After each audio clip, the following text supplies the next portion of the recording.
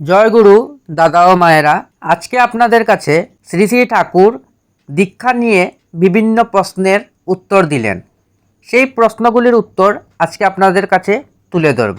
একটি মাকে জিজ্ঞাসা করলেন, তোর ছেলে কি দীক্ষা নিয়েছে?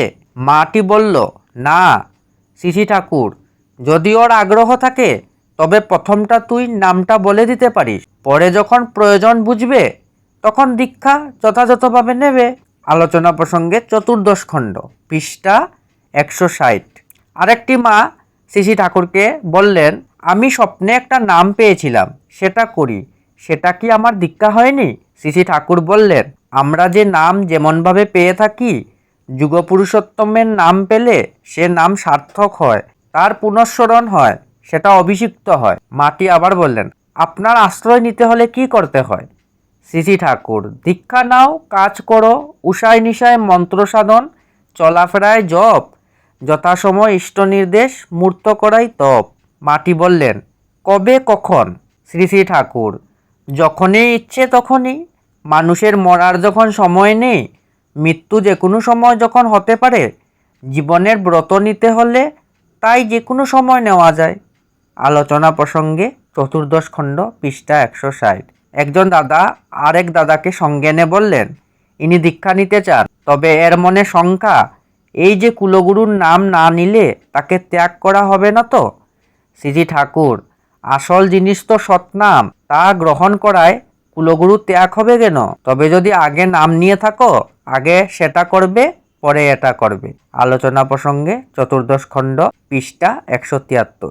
আবারও শ্রী শ্রী ঠাকুর দীক্ষার প্রসঙ্গে বললেন, আগে দীক্ষা পরে শিক্ষা, এই ছিল ঋষির বিধান। 5 বৎসরে নাম গ্রহণ, 12 বৎসরে দীক্ষা উপনয়ন নির্ধারিত। আগের দিনে যে রাজার ছেলে হলেও ঋষির আশ্রমে গিয়ে রান্না, কাঠ চেলা, কাপড় কাচা, ফসল লাগানো, জমি চাষ, গোপালন, নিজ হাতে গুরু সেবা, গায়ে গিয়ে ভিক্ষা করা, এইসব হাতে কলমে বাস্তব জ্ঞান অর্জন করার পর উন্নত শিক্ষা বা বিয়ে করার উপযুক্ততা নির্বাচিত হতো। শ্রী শ্রী ঠাকুর, গুরু হলেন তিনি যাকে দিয়ে মা, বাবা ও সব কিছুর পরিপূরণ পায়।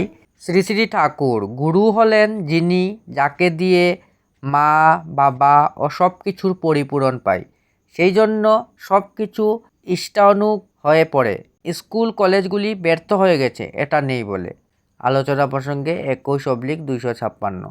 শুনরে তুই বলছি আমি, জ্ঞানের যদি করবি চাষ, আচারবান আচার্য ধর, চর্যাতে থাক তার সকাশ। শ্রী ঠাকুর আরেকটি বাণী দিলেন, দীক্ষা নিয়ে শিক্ষা ধরিস, আচার্যকে করে সার, আচরণী বোধচয়নে জ্ঞানের সাগর হনা পার। শ্রী ঠাকুর, শৃঙ্খলা তখনই হয় যখন মানুষ অন্তরে ঠিক ঠিক শিষ্য হয়, আর তখনই সে অনুশাসিত। আলোচনা প্রসঙ্গে 14/164। মানুষ যতক্ষণ শিষ্য না হয় ততক্ষণ শৃঙ্খলা আসে না। আলোচনা প্রসঙ্গে 15/235। হাউজার মেন্দা প্রশ্ন করলেন, ছাত্রদের কিভাবে ডিসিপ্লিন শেখানো যায়? শ্রী শ্রী ঠাকুর, ডিসিপ্লিন শেখাতে গেলে ছেলেপেলেকে আগে শিষ্য করে তুলতে হয়, আর ডিসিপ্লিন করা মানে তাদের ভালোবেসে শ্রদ্ধাশীল করে তোলে। একটি মা বললেন, তাতে অনেকটা সময় লাগে। শ্রী শ্রী ঠাকুর, টিচার যদি ভালো হয় তাহলে অল্প সময়েই পারে। দীপরক্ষী 3/255।